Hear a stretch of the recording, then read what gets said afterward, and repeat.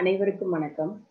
நம்ம இன்னைக்கு இந்த வீடியோ கிளிப்ல ஹிந்தி ராஷ்டிரபாஷா எக்ஸாமுக்குரிய பேப்பர் 1 போயம் 5 மா இதோட சம்மரி ரிவைஸ் பண்ணலாம். மா நாமக் கவிதா கே கவி ஹை ஸ்ரீ ஏகாந்த் ஸ்ரீவாஸ்தவ். மா அப்படிங்கிற இந்த கவிதையோட கவிஞர் श्री एकांत श्रीवास्तव। इस कविता में कवि ने माँ की निस्वार्थ प्रेम का वर्णन किया है। इस कविता में இந்த கவிதையில் कवि ने कविஞர் माँ की அம்மாவினுடைய निस्वार्थ प्रेम அந்த சுயநலமில்லாத அன்பை वर्णन किया है वर्णனை செய்திருக்கிறார்। कवि कहते हैं कि इस दुनिया में माँ की ममता के बराबर कुछ भी नहीं हो सकता।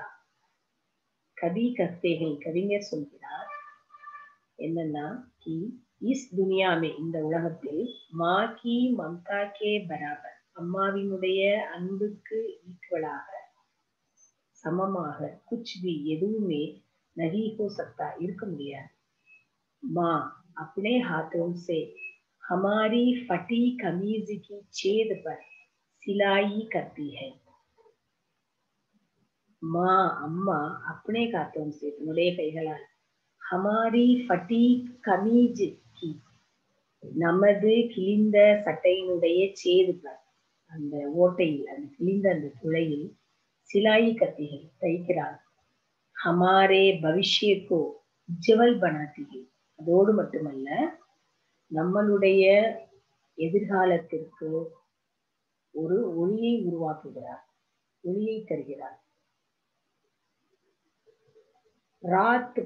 रात पर लालटेन दीप की तरह जलकर हमारे जीवन में प्रकाश फैलाती है। रात पर இரவில் लालटेन दीप की तरह लालटेन விளக்கை போல் லாந்தல் விளக்கை போன்று இரவில் எரியும் லால்டன் அந்த லாந்தல் விளக்கு போன்று ஜல்கர் எரிந்து ஹமாரே ஜீவன் மே நம்மளுடைய வாழ்க்கையில் பிரகாஷ் பைலாத்திகை வெளிச்சத்தை கொடுக்கிறார்। இரவில் எரியும் அந்த லாந்தல் விளக்கை போன்று எரிந்து நம்மளுடைய வாழ்க்கைக்கு ஒளியை கொடுக்கிறார்। மா ஐசா ஏக் நதி है जो हमारे बंजर जीवन को उपजाऊ बनाती है। மா ஐசா ஏக் நதி ஹே அம்மா அப்படி ஒரு நதியை போன்றவள்। எப்படிப்பட்ட நதியை போன்றவள் அப்படின்னா எந்த நதியானது ஜோ இந்த எப்படி ஹமாரே ஜீவன் பந்தர் ஜீவன்கோ நம்மளுடைய தரிசு நிலம் போன்ற அந்த வாழ்க்கையை உபஜாவு பனாத்தி விளையக்கூடிய நிலமாக ஆக்குகிறது। எந்த ஒரு நதியானது தரிசு நிலமாக இருக்கும் ஒரு பூமியை விளையக்கூடிய நிலமாக பண்படுத்துகிறதோ மாற்றுகிறதோ அதை போன்று அம்மா இருக்கிறார் நம்மளுடைய வாழ்க்கைக்கு ஒளியை கொடுக்கிறார்। தரிசு நிலம் போல நாம் இருக்கும் நம்மை நல்ல விளைச்சல் தரக்கூடிய ஒரு உபயோகமான நிலமாக மாற்றுகிறார்। மா தர்த்தி கி தரக் சப் குச் சஹ் லேத்தி ஹை। மா அம்மா தர்த்தி கி தரக் பூமியை போன்று சப் குச் அனைத்தையும் சகலேத்திகை சகித்துக் கொள்கிறார் ஏற்றுக்கொள்கிறார்। वो हमारी सांसों के बल पर जीती है। वो அவள் அதாவது அம்மா हमारी सांसों के बल पर நம்மளுடைய மூச்சு காற்றின் பலத்தில் जीती है வாழ்கிறார்। हमारे जीवन का अंकुर वहीं से शुरू होता है। हमारे जीवन का अंकुर நம்மளுடைய வாழ்க்கையினுடைய அந்த முனையானது அந்த ஆரம்பமானது வஹீசே शुरू होता है அதிலிருந்து ஆரம்பிக்கிறது। वो हमारे माथे के मोर पंख के समान शोभित है। वो அவள் அதாவது அம்மா हमारे माथे के நம்மளுடைய அந்த நெற்றியில் மோர் பங்கு கே சமான் மயில் இறகை போல शोभित है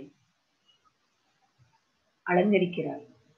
அதாவது நமது தலையில் சூடப்படும் அந்த மயிலிறகை போல அம்மா நமக்கு சோபிக்கிறேன், அதாவது நம்மளுக்கு அணி செய்கிறாள், ஒளிபடைக்கிறாள். ஹமே வசந்த்கா அனுபவ கராத்திகை. ஹமே நமக்கு வசந்துக்கா, வசந்தத்தினுடைய அனுபவ கராத்திகை, அனுபவத்தை ஏற்படுத்துகிறார். எப்பொழுதுமே நாம வசந்தமா இருக்கிறதுக்கு, சந்தோஷமா இருக்கிறதுக்கு நம்மளுக்கு வழிவகுக்கிறார். अगर हमें गांव लग जाए तो रूई से मुलायम मरहम लगाती है. अगर हमें ஒருவேளை நமக்கு गांव लग जाए காயம் ஏற்பட்டால், रूई से मुलायम அந்த நூலிலையும் மெல்லிய மருகம் லகாத்தி மருந்தை நமக்கு கொடுக்கிறாள், தடவி கொடுக்கிறாள். बड़ी बड़ी चीजों को भी अपनी हथेली पर लाकर हमें देती है. बड़ी बड़ी चीजों को भी மிகப்பெரிய பொருள்களையும் கூட अपनी हथेली पर தன்னுடைய உள்ளங்கையில் लाकर हमें देती है, உள்ளங்கையில் கொண்டு நமக்கு கொடுக்கிறாள். அந்த மிகப்பெரிய பொருள்கள் எவ்வளவு மதிப்புள்ளதாக இருக்கும், அப்ப அதை பெறுவதற்கு அவள் எவ்வளவு கஷ்டப்பட்டிருப்பாள், அதை நம்ம இங்க புரிஞ்சுக்கலாம். इस कविता में स्वार्थ रहित माँ के प्रेम का वर्णन कवि ने सुंदर ढंग से किया है. இந்த கவிதையில் சுயநலமில்லாத அம்மாவினுடைய அன்பை பற்றிய வர்ணனையை கவிஞர் அழகான மொழிகளில், அழகான நிலையில், அழகான வழியில் நமக்கு செய்து கொடுத்திருக்கிறார். அம்மாவை பற்றி, சுயநலமில்லாத அவரது அன்பை பற்றி மிக எளிமையாக, மிருதுவாக நமக்கு சொல்லி காண்பித்திருக்கிறார். இந்த மா அப்படிங்கிற இந்த போயத்தை நல்லா ரிவைஸ் பண்ணிக்கோங்க. அடுத்த விஷயம்ல பார்க்கலாம். தன்யவாதம்.